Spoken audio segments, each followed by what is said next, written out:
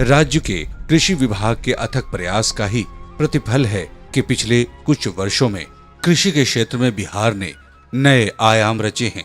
राज्य सरकार किसानों के हित में तरह तरह की योजनाएं चला रही हैं। इन योजनाओं में एक महत्वपूर्ण योजना है फसल अवशेष प्रबंधन। जल, जमीन और जलवायु जीवन के अति आवश्यक तत्व हैं। इन्हें प्रदूषण से बचाना अनिवार्य है। आज की कृषि प्रणाली इन तीनों की गुणवत्ता को बचाते हुए खेती करने की राह दिखाता है। अज्ञानता के कारण किसान फसलों के अवशेषों को जलाकर खेत की उर्वरा शक्ति के साथ साथ पर्यावरण को भी दूषित कर रहे हैं, जिससे होने वाले नुकसान इस प्रकार हैं। फसल अवशेष जलाने से मिट्टी के पोषक तत्व नष्ट हो जाते हैं। मिट्टी में कार्बनिक पदार्थ की क्षति होती है। जमीन में पाए जाने वाले लाभकारी सूक्ष्म जीवाणुओं का सफाया हो जाता है एवं एरोसोल के कण निकलते हैं जो हवा को प्रदूषित करते हैं। इसके साथ ही फसल अवशेष जलाने से बचे राख में खतरनाक किस्म के अवयव प्राप्त होते हैं जो इस प्रकार हैं।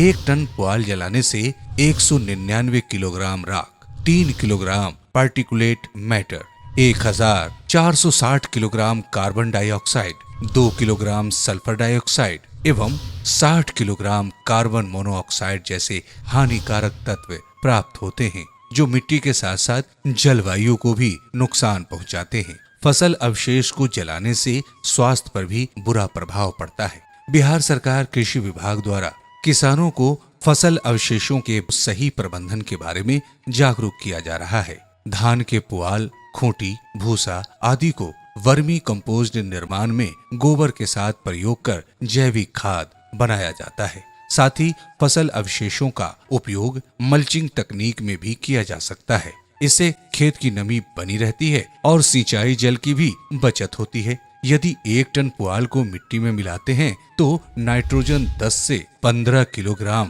पोटास 30 से 40 किलोग्राम, सल्फर 5 से 7 किलोग्राम, ऑर्गेनिक कार्बन 600 से 800 किलोग्राम जैसे पोषक तत्वों की प्राप्ति होती है। बिहार सरकार द्वारा किसानों को फसल अवशेष जलाने के बदले उनका खेतों में प्रबंधन कर खाद के रूप में उपयोग करने को प्रोत्साहित करने के उद्देश्य से खेती के विभिन्न प्रकार के यंत्रों के प्रयोग को भी बढ़ावा दिया जा रहा है, जिसमें reaper cum binder, straw baler, happy seeder, rotor mulcher, straw reaper एवं सुपर सीडर आदि प्रमुख हैं, जिस पर सरकार द्वारा अनुदान भी दिया जाता है। अगर मान लीजिए कि फसल की कटनी के बाद उसमें आग लगा दे रहे तो कितना नुकसान हो रहा है, उसकी कीमत अच्छी किसानों को मिल जाए। अगर उसको पता चलेगा कि भाई हम जलाएंगे नहीं, जो कुछ भी हमारा है उसको निकालेंगे और उसको इकट्ठा करेंगे, तो ये भूसा है या अन्य प्रकार से भी जो इसका उपयोग होगा, कई प्रकार से इसका उपयोग होगा, उसके लिए उनको आमदनी हो जाएगी। जैसे अनाज बेचते हैं उससे आमदनी है, उसी तरह से फसल अवशेष से भी उनको आमदनी हो जाएगी।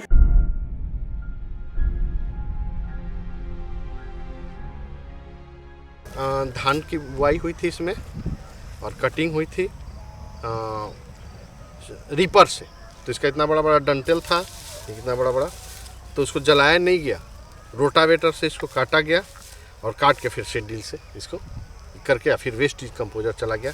देख दिए टूट जा रहा है, ये कंपोस्ट खाद के रूप में।